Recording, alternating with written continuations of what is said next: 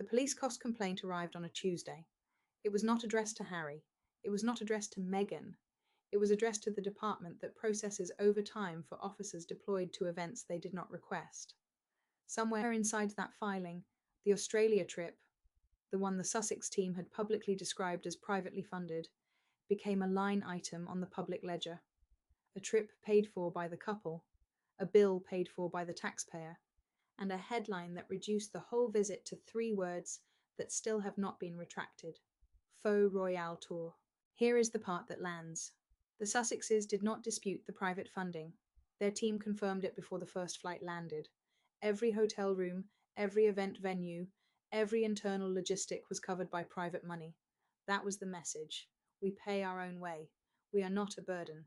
And then the police overtime sheet arrived, and the message stopped working, because private money paid for the hotel, but public money paid for the motorcade.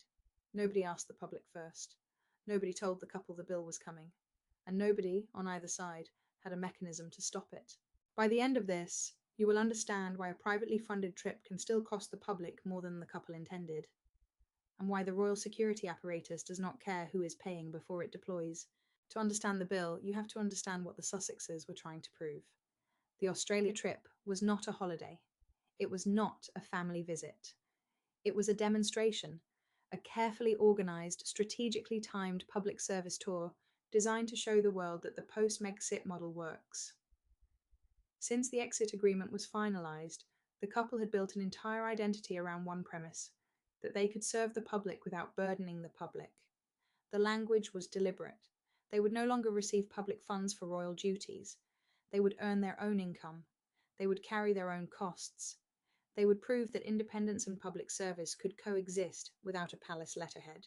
The privately funded Australia trip was the proof of concept. The trip that was supposed to show what post-royal public engagement looks like when the institution is not involved. Meaningful community visits, media coverage, public warmth, and a bill sent to no one but the couple themselves. Their team handled every logistic. Private donors covered the operating budget. The Sussex office managed the schedule, the venues, the advanced planning, and the media access. Everything was internal. Everything was funded. Everything was controlled.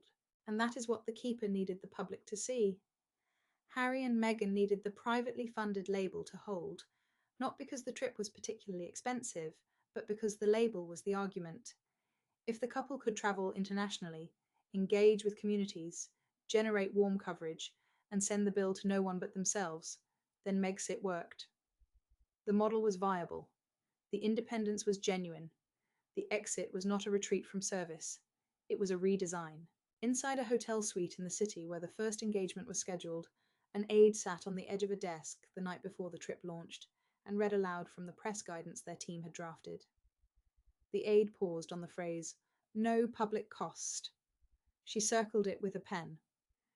She looked across the room at the logistics coordinator, and she asked, "Is that true?"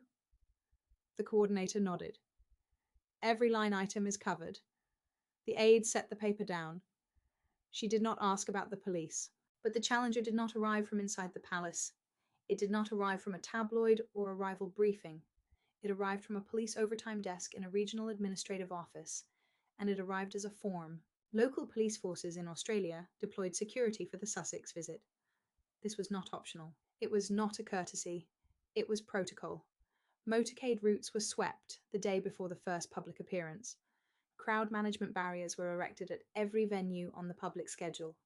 Officers were assigned to escort duties, perimeter control, advanced vehicle reconnaissance, and emergency response standby. The overtime rosters were filed. Shift reassignments were logged. The cost clock started before the first handshake, and it did not stop until the last vehicle cleared the final route on the last day. Inside the Sussex Advanced Coordination Suite, a hotel conference room with the furniture pushed against the walls and a printed map taped to a whiteboard, an operations manager laid out the route for the first public engagement. The motorcade path was traced in blue marker. The police escort checkpoints were circled in red. An aide leaned across the table and asked the question that would define the trip's aftermath: who signed for the police escorts? The operations manager set down her marker. She looked at the map as if the answer might appear between the blue and red lines. It did not. Nobody on their team had signed for the escorts. Nobody on their team could have. The protection protocol does not require a request. It requires a title. The title triggers the deployment. The deployment triggers the cost. And the cost goes where the protocol sends it, to the public ledger. That aide did not sleep well that night. She opened her laptop at 11:40 in her hotel room 3 floors below the Sussex suite and drafted a note to the Sussex communications lead, suggesting they prepare a holding statement about police costs. She wrote 2 versions. The first acknowledged the police deployment and emphasized that the Sussex team had not requested it. The second said nothing about police costs and redirected to the community engagement scheduled for the following morning. She stared at both drafts. She deleted the first. She deleted the second. She closed the laptop. Raising the question internally, she decided, might create the impression that the team expected a problem. And the entire architecture of the trip depended on one position. There was no problem. The private funding covered everything. The police was someone else's decision. The cost was someone else's ledger. That was the line. She turned the light off and lay in the dark, listening to the traffic on the street below, traffic that would be cleared by police escorts in 8 hours. When the police cost complaint entered the public record, it did something the Sussex team had not anticipated. It turned a privately funded trip into a publicly debatable expense. The document was filed as routine administrative processing. Overtime hours, deployment costs, logistical recovery. It was not a political statement. It was not a media attack. It was a form. But the form said what the Sussex team's press release could not unsay. The public paid for something the couple said the public would not have to pay for. A senior security analyst who has studied royal and diplomatic protection frameworks for over a decade explained the mechanism in terms that removed the politics entirely. Protection deployment, he said, does not operate on the basis of who funds a visit. It operates on risk profile. A duke and duchess carrying internationally recognized titles trigger a threat assessment matrix that activates automatically the moment their travel plans are registered with the host country. The private check covers the event. The public purse covers the response to the risk that the event creates. Those are 2 entirely different ledgers, and no amount of private funding reconciles them. The couple can pay for every seat in every room. They cannot pay for the officer standing outside the door, because that officer does not work for them. That officer works for the protocol. That is the first receipt. The police cost complaint, a document the couple did not file, cannot retract, and cannot reframe. It sits in the public record alongside the Sussex team's private funding announcement, and the 2 documents tell 2 different stories about the same trip. And then the second blow arrived, and this one was not administrative. It was editorial. A headline appeared in a major outlet. 3 words: Faux Royal Tour. Within hours, not days, not the following morning, hours, a second outlet published a report using nearly identical framing. Not similar phrasing, not a paraphrase, nearly identical language. The phrase landed in 2 separate publications at once, with the precision and coordinated timing of language that has been placed by a source rather than coined independently by 2 different editorial desks. Let's put those 2 versions side by side. 2 separate publications, same 3-word phrase, same news cycle, same editorial angle, same implicit verdict. The coordination was not accidental. Somebody wanted that phrase in the public record, and somebody made sure it arrived in 2 places before anyone could call it opinion. The label stuck because the staging confirmed it. Photographs from the trip showed motorcades with uniformed police outriders, crowd barriers at public venues, press pools organised behind roped sections with assigned positions, security cordons at building entry points. If you stripped the caption from every photograph, you could not distinguish the privately funded Sussex visit from an official royal tour authorised by Buckingham Palace. The visual record did not show a private trip. It showed an institutional deployment. The only difference was the letterhead. Everything else, the cars, the barriers, the uniforms, the crowd management architecture, the media staging, was indistinguishable from what the institution itself would have organised. Inside the Sussex office in Montecito, 3 days after the headlines landed, an aide pulled up the Faux Royal Tour headline on a wall-mounted screen during a weekly strategy review. The room went quiet in the specific way a room goes quiet when everyone has already read the headline on their own phones, and nobody wants to be the first to say it aloud. Someone at the far end of the table broke the silence. We funded the whole thing. A second voice, calmer, more measured, from the opposite end. The photos do not show funding. The photos show motorcades. A third person, not a communications strategist but a legal advisor sitting in on the meeting for the first time, asked a question that nobody in the room had an answer for. Can we require the police not to deploy next time? The communications lead turned the screen off. The legal advisor's question went unanswered. It was unanswerable. The title triggers the protocol. The protocol does not negotiate. Compare this to the original Megxit promise. In January 2020, Harry and Meghan announced they would step back from senior royal duties and work to become financially independent. The language was specific, and it was public. They would no longer receive taxpayer funds for their public engagements. They would fund their own security over time. They would build a life that relieved the institution and the public of the financial burden of their existence within the royal system. That promise was the moral foundation of the exit. It was the answer to everyone who called the departure selfish. We are leaving to stop costing you. The Australia trip was supposed to be the fulfillment of that promise. 6 years after the exit, here was the model working in public view. Private funding, independent scheduling, no palace coordination, no taxpayer exposure, genuine community engagement. And then the police bill arrived, and the promise was tested against a document it could not answer. The document did not care about the promise. The document listed hours, costs, and deployments. The promise said no public burden. The document said otherwise. Now compare to the Nigeria trip, the other privately funded Sussex visit that raised identical questions. Another host country, another continent entirely, another set of motorcade deployments and police overtime rosters, another round of media coverage that questioned whether privately funded was a financial description or a public relations staging strategy designed to absorb criticism before it arrived.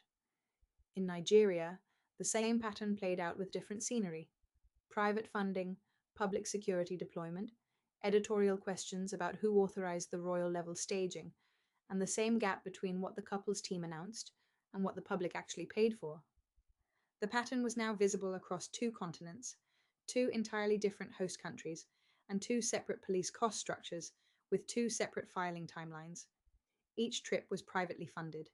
Each trip generated public costs. Each trip was branded by the press with language that questioned the boundary between a private visit and a state-level event. The contradiction was no longer an anomaly. It was a recurring infrastructure problem that repeated itself every time the couple's travel plans crossed a border. The security analyst returned with the structural diagnosis that closed the analytical loop. The protection apparatus, he said, is designed for principals, not for private citizens, not for celebrities, not for philanthropists, for principals, individuals whose institutional role creates a permanent risk profile that does not expire when they leave the institution. As long as the Duke and Duchess of Sussex carry their titles, they exist within the system's matrix. The system does not ask whether the visit is private or official. The system does not ask who is paying. The system asks one question: is the title holder present? If the answer is yes, the protocol activates. The deployment follows. The bill follows the deployment. The couple cannot opt out of the infrastructure they trigger by carrying the designation the institution gave them. And the private cheque, however generous, is irrelevant to the deployment decision. It always was. And then came the reversal that cost more than money. The Faux Royal Tour label did not fade after the news cycle. It became the dominant frame for the entire trip. Media coverage shifted. The community engagements, the public appearances, the handshakes, the warmth, all of it disappeared from the headlines. What replaced it was the cost and staging debate. Who paid? Who deployed? Who authorized the motorcade? Was this a royal tour or an imitation? Was the private funding a genuine act of independence or a costume worn over institutional staging? Harry sat in the back seat of a vehicle between two events on the final day. His phone was open. The coverage on the screen was not about the community centre he had just visited. It was not about the families he had met. It was about the car he was sitting in, the car that was escorted by police he did not hire, the car that travelled a route cleared by officers he did not request. The trip was supposed to show Australia what post-royal public service looks like. Instead, Australia was debating who paid for the vehicle carrying the man who said he left to stop being a burden. Meghan was in the seat beside him. She looked at his phone screen for a moment, then looked out the window. The motorcade was still running.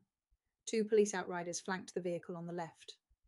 A lead car with flashing lights moved through the intersection ahead, stopping cross-traffic the way it would stop traffic for any official royal motorcade in any Commonwealth country. She did not need to read the headline. She could see the story through the glass. Every cleared intersection was a receipt. Every uniformed officer on a motorcycle was a line item on a cost form the couple would never see and could never sign. The institutional staging that no private cheque could redesign was visible in real time, moving alongside them at 40 kilometers per hour, paid for by the public, authorized by no one in the vehicle. The specific price was not financial. It was narrative. The Sussexes lost control of the independence story. The privately funded Australia trip was the proof of concept for the post-Megxit model of self-sufficient royal public service. The police bill and the Faux royal tour label turned the proof of concept into evidence against the model itself. The demonstration that was supposed to prove self-sufficiency instead demonstrated its structural flaw. You cannot privately fund a royal level event and then disclaim the royal level costs that the event automatically generates. The private funding covers the visible trip. The public bill covers the invisible infrastructure. And the infrastructure is what makes the trip look royal. And here is the second price, the one that follows them home. The trip cannot be repeated without repeating the contradiction.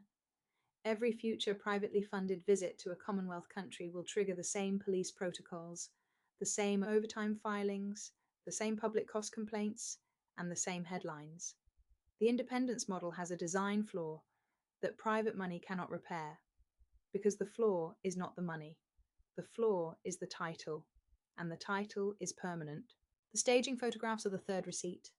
Motorcades with police outriders, press pools with roped positions, crowd barriers at venue entrances, security cordons at every building the couple entered. Remove the caption from any photograph, and you cannot tell whether this was an authorised palace visit or a privately funded Sussex trip. The visual record does not distinguish between the two. The eye sees a royal tour. The police overtime sheet confirms it. Now, a fair observer would push back on this verdict, and the pushback has genuine strength. The couple never requested police security for the Australia trip. Their team organised the logistics internally. Their private money covered every cost within their control. If local police forces chose to deploy motorcade-level security for a private visit, that was an institutional decision made without Sussex input and without Sussex authorisation. The cost complaint belongs on the police commander's desk, not on the couple's. And the titles, those are theirs by legal right under the Megxit agreement. Using the titles does not obligate any police force to deploy motorcades. If local authorities treat a private visit as a state-level event, that is an institutional overreaction, not a Sussex demand. But the verdict survives the counter-read for one reason that the counter-read cannot answer. The staging itself made the deployment inevitable. The venues selected were public and required crowd management. The routes planned required road closures and advanced sweeps. The press access was organised through pooled media arrangements that mirror official royal tour logistics. You cannot plan an event that requires motorcade-level infrastructure and then disclaim the motorcade. The private cheque covered the intention. The public bill covered the reality. And the reality is that the infrastructure does not distinguish between a royal visit and a visit by royals who say they are no longer royal. The police cost complaint was filed as an administrative document. It was a routine overtime processed by a regional office that handles hundreds of similar filings every year. It was not designed to become a receipt that exposed the structural flaw in the post-Megxit independence model. But that is what it became, because the form does not care about narratives. The form cares about hours, costs, and deployments. And the deployments were real. The Sussexes returned to Montecito. The Australian police filed their overtime. The Faux Royal Tour label entered the permanent archive of Sussex public appearances, alongside the Nigeria trip, alongside the Invictus events, alongside every post-royal engagement that looked royal without being authorised as royal. The next privately funded trip, wherever it is, whenever it arrives, will carry the same invisible invoice. Because the invoice does not follow the funding, it follows the title, and the title does not expire. The Megxit removed the authorization, it did not remove the costs. The Megxit promise told the British public they would no longer pay for the couple's public role. The police over timesheet told the Australian public they still do. The promise was about money. The reality is about infrastructure. And the infrastructure does not read press releases. It does not read private funding announcements. It reads risk profiles. It reads titles. It reads the protocol that activates the moment a Duke and Duchess arrive in a foreign jurisdiction, regardless of who signed the travel check, regardless of who booked the hotel, regardless of who told the press the trip was private. Somewhere in an Australian State Police Administrative Office, the overtime form sits in a filing cabinet. It lists the date of the deployment. It lists the officers assigned. It lists the hours worked. It lists the cost. It does not list who paid for the trip.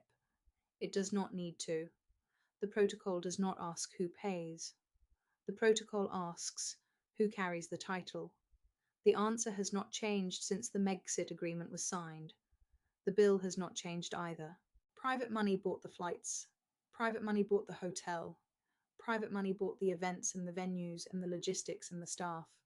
But the police over timesheet carries no private signature. The public paid for the motorcade of 2 people who said they left to stop being a burden. The document says otherwise. The bill is still open. So here is the question this story leaves you with, and there are 2 honest answers. Should the public pay for police security when a privately funded royal visit triggers protocols the couple did not request and cannot control? Or does carrying the title mean accepting the bill that follows it, even when you did not sign for the motorcade, did not ask for the escorts, and did not know the overtime clock was running until the invoice became a headline? One reading says, the police overreacted to a private visit, and the couple should not carry the cost of institutional decisions they did not make. The other reading says, you cannot carry a royal title, stage a royal level event, and then be surprised when the royal level bill arrives. Both readings are defensible. The overtime form does not care which one you choose. If this raised a question you have been sitting with, about who pays when independence still looks like institution, about whether the title creates the cost or the cost follows the title, leave it in the comments. And if this is the kind of story that keeps you watching, subscribe. We will be here when the next